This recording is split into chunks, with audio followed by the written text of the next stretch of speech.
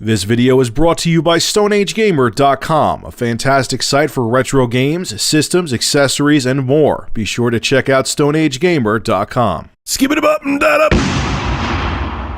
Guess what? On-the-rings will be so powerful in Australia. What the hell? On-the-rings will be so powerful. Stop!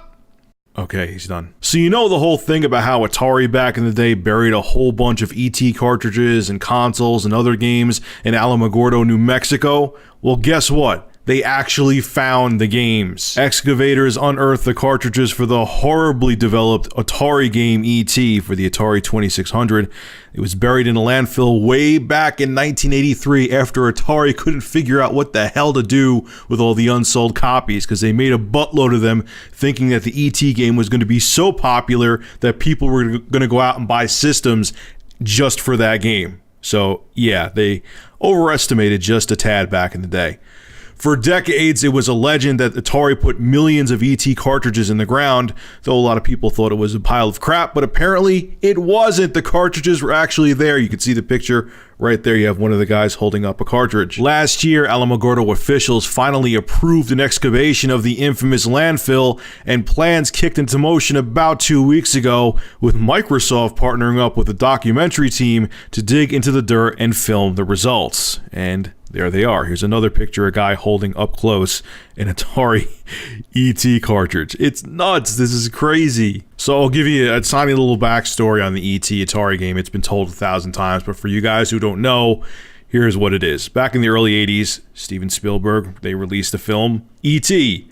Okay, it was a huge success, and Atari wanted to ride on that success. So they actually paid 20 to 25 million bucks for the rights of E.T. to make a video game for it. They were also going to make an arcade game that never came to fruition. So literally right after the contract was signed, I mean, the ink wasn't even dry on the contract that Atari signed with Universal Pictures, Atari CEO Ray Kassar called game developer Howard Scott Warshaw to develop the E.T. game. He's the same guy who did Yar's Revenge. He was a renowned developer. Now keep in mind, the developer Warshaw got the call on July 1982. They gave him till September 1st of 1982 to develop the E.T. game. They just gave him a little over a month to start working on this game because they wanted the game out for that holiday season. 1 month. Yes, I understand it's an Atari game.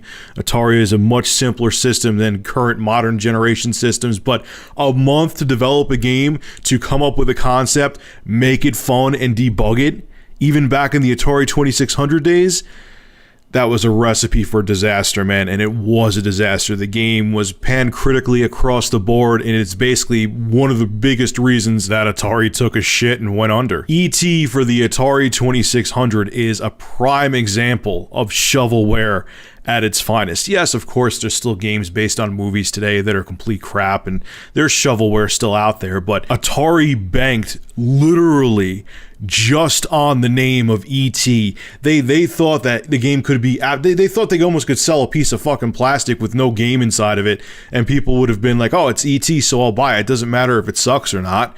And look what happened. It literally took Atari under with them. That's how bad that game was. And keep in mind, yes, Atari didn't die right after, but they never recuperated from that. They never had a system that was successful after the Atari 2600. They had computer lines that did okay, but console-wise, I mean, think about it. They had the 5200, the 7800. They had the portable console, the Lynx. They had the Jaguar. None of those systems did well after it, and they never fully recovered from the disaster that was Pac-Man.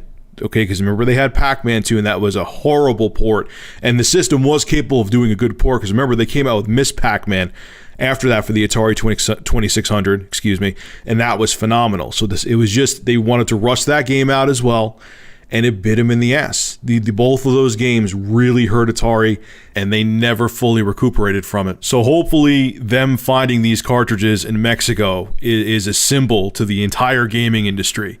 You rush a product out, you try to financially take advantage of the consumer, and you'll be burying your products in New Mexico, and you could possibly bury the entire industry if you keep following the same practices. On disc DLC, anyone? On-the-rings will be so powerful! Stop!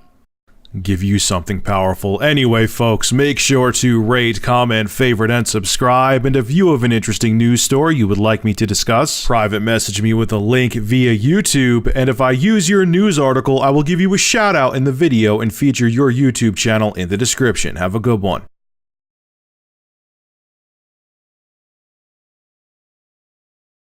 Be prepared for a lot of severe onion rains. Good luck.